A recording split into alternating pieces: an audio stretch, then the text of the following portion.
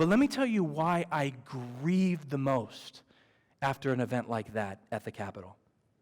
It was how many articles and pictures and discussions and social media posts that I encountered that tried to link that behavior with Christianity because some people present were wearing Christian shirts and holding Christian signs.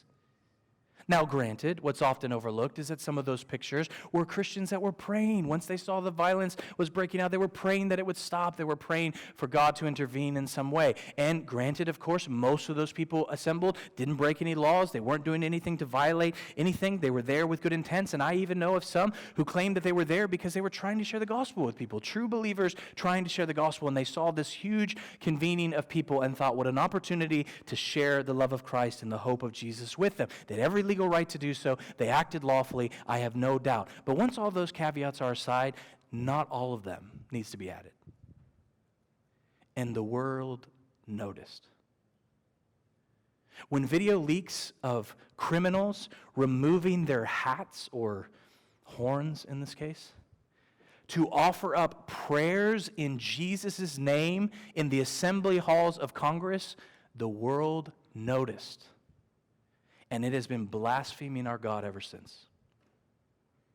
Russell Moore was right when he recently lamented that the sight of Jesus Saves and God Bless America signs by those violently storming the Capitol is about more than just inconsistency. It's about a picture of Jesus Christ and of his gospel that is satanic. The mixing of the Christian religion with crazed and counter-biblical cults such as QAnon is telling the outside world that this is what the gospel is. That's a lie, and it is blasphemous against a holy God. And as Christians, that should be our chief concern. This is not a political statement. This is a moral one. This is a biblical one. Regardless of your politics, wherever you find yourself, we all get frustrated. We all struggle when there's a group of crazies who does something crazy and the media starts saying that they represent this block of people, the right or the left or the center or whatever politically. But if you are more bent out of shape about what people are saying about your political party after all of those events than you are about what they're saying about your God, there's a problem. And it's a big one.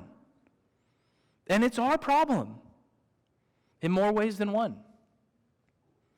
An old friend of mine, Brandon O'Brien, he's authored some real helpful books on worldview and social commentary. He posted something on Facebook recently that struck me. He said, too many times in recent years, American Christians have felt the need to say, that thing that you see on the news that's claiming to be Christianity is not real Christianity. I have to think we sound less convincing every single time.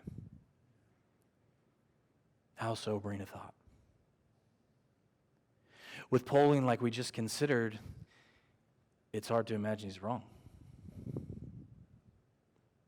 But listen, what James says in this text is even more sobering than that. Why?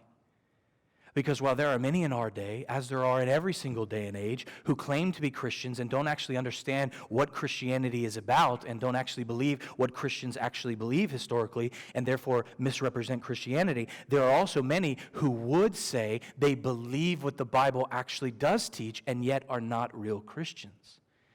And to prove his point, he turns his attention to that doctrinal demon. Look at verse 19. You believe that God is one? You do well.